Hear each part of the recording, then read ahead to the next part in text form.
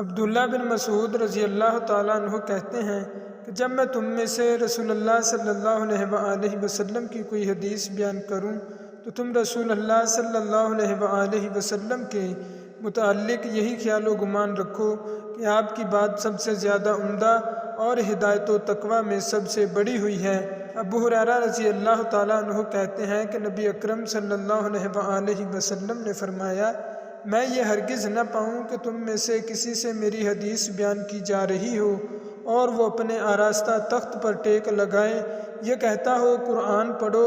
سنو جو بھی اچھی بات کہی گئی ہے وہ میری ہی کہی ہوئی ہے۔ ابو سلمہ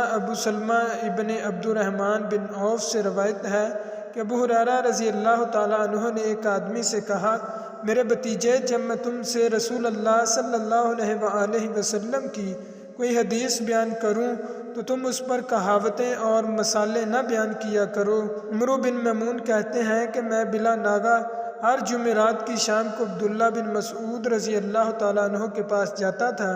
میں نے کبھی بھی آپ کو کسی چیز کے بارے میں قال رسول اللہ صلی اللہ علیہ وآلہ وسلم کہتے نہیں سنا۔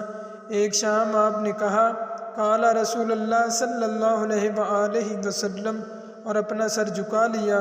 میں نے ان کو دیکھا کہ اپنے کرتے کی گنڈیاں کھولے کھڑے ہیں، آنکھیں بھر آئی ہیں اور گردن کی رگیں پھول گئی ہیں، اور کہہ رہے ہیں۔